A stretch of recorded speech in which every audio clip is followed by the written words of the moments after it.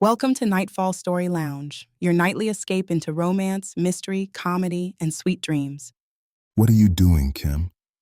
The question looped in my head as I paced my apartment, phone in one hand, carry-on luggage half-zipped on the bed. Once I gave my word, I was in. That was how I moved.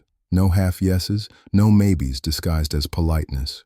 But still, it was 9:50 p.m. I work tomorrow. I didn't do impulsive.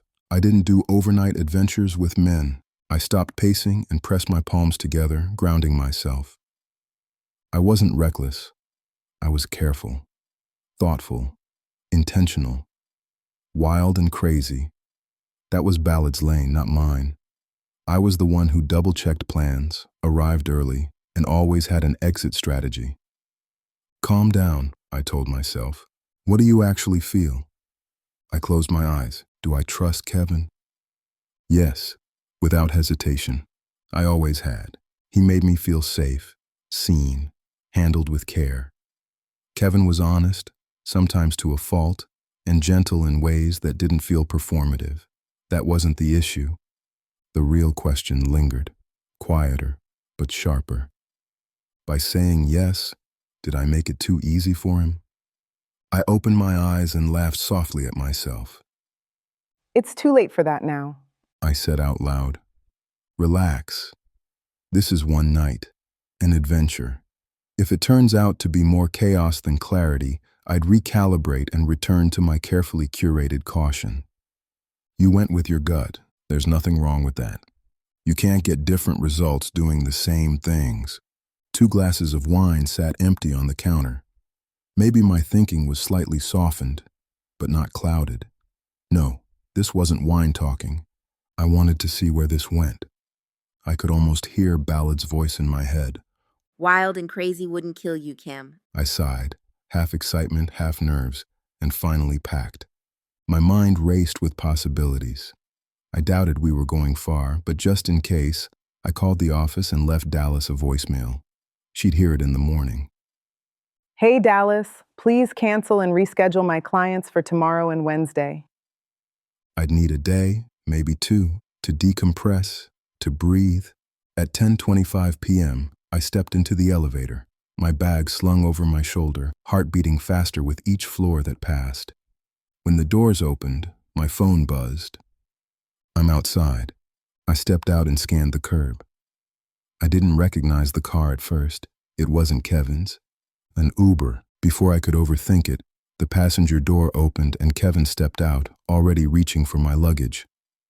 Thanks for coming, He said, smiling. you surprised me. I surprised myself. I admitted as I slid into the seat. I won't lie, I'm nervous. This is very out of character for me, but I'm excited. The driver hit a bump, and the sudden jolt pushed us closer. My breath caught.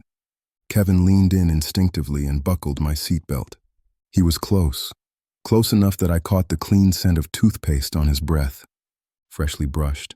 My thoughts betrayed me immediately, drifting somewhere they had no business going. My eyes flicked to his lips before I could stop myself. Safety first. He said lightly, already pulling back. He buckled his own seatbelt, giving me space. My body felt warm. Too warm. I turned toward the window, focusing on the passing lights until my breathing evened out. Get a grip, Kim. I could feel him watching me. Not intrusively, just aware. Waiting. Like he sensed the shift and respected it. Once I settled, I turned back to him. So, I asked, casual as I could manage. where are we headed? The airport, He said. I booked us a red eye. He said it like he was telling me the weather. My eyes widened. Are you serious? Yes, No hesitation, no nerves, just certainty. My mind scrambled. This was wild, too wild. I felt like I was losing my footing until Kevin reached for my hand, pressed a soft kiss to my knuckles, and held it. The spiral stopped. The noise in my head faded, replaced by calm. I felt grounded. I felt home. The realization both terrified and thrilled me. I leaned back, exhaling. Kevin had never given me a reason not to trust him, not once. At the airport, he had me step out first. He handled both our bags with ease, rolling my carry-on and slinging his duffel over his shoulder. He took my hand without thinking, like it was the most natural thing in the world, and led me inside. TSA pre-check. Smooth, efficient. We reached the gate with 10 minutes to spare.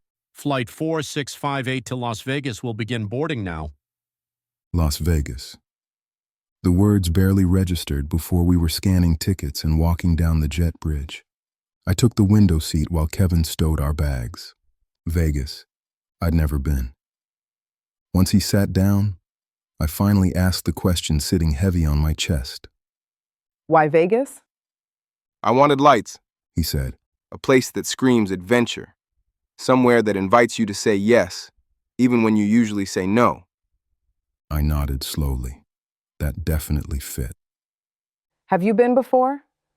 Once, work trip, no time to explore.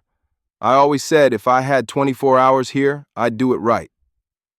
He turned to me, serious now. Thank you for coming. You're safe, no gambling, and we won't do anything you're not comfortable with.